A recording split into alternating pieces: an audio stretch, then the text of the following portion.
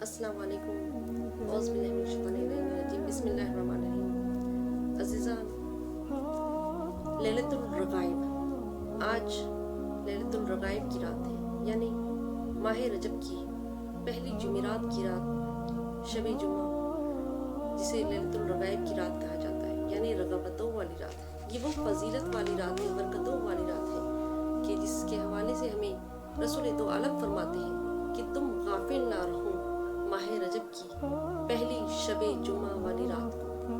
جی ہاں عزیزان، یہ بڑی ہی فضیلتوں، برکتوں، رحمتوں والی رات ہے، بڑی ہی فضیلتوں والی رات ہے کہ اس رات کو اللہ سبحانہ اللہ تعالیٰ اپنے تمام فرشتوں کو خانہ کعبہ کے اطراف جانے کے لیے کہتا ہے، اور جب یہ فرشتے خانہ کعبہ کے اطراف جاتے ہیں تو ان ملائک سے کہتا ہے خداوند عالم کہ تمہاری جو حاجات ہو، جو دعا ہو، مجھ سے طلب کریں۔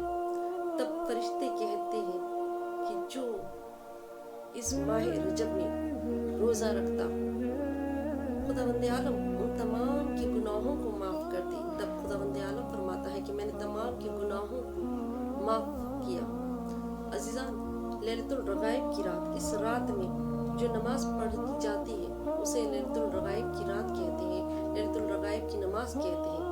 اور اس رات کی اتنی فضیلت ہے کہ یہ رات آپ کی قبر میں پہلی رات، یعنی جسے وحشت قبر کہتے ہیں، کہ آپ کی پہلی رات آپ کی قبر میں یہ نماز نور بن کر، نورانی چہرہ بن کر قبر میں پہلی شب آپ کے پاس آ جاتی ہے اور کہتی ہے کہ بندے خدا، تم نے مجھے فلاں سال، فلاں دن، فلاں رات، یعنی لیلۃ الرغائب کی رات تم نے مجھے پڑھا تھا۔ آج میں تمہاری قبر میں، اس اندھیری قبر میں نور بن کر، نورانی چہرے کے ساتھ آئی ہوں، اس قبر کی تنہائی کو ختم کرنے کے لیے۔ عزیزان، لیلۃ الرغائب کی رات بڑی فضیلتوں والی رات ہے۔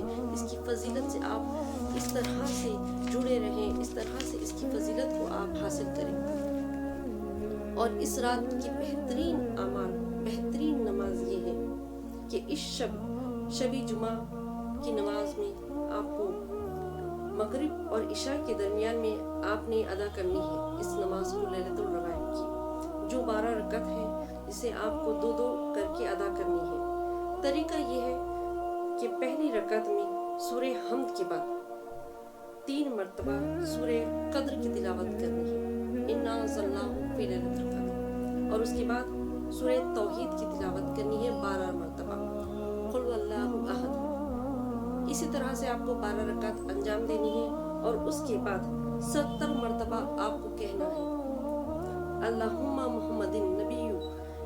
یہ جو آپ کو میں اسکرین پر بتاؤں گی اسی طرح سے آپ کو 70 مرتبہ یہ کہنا ہے۔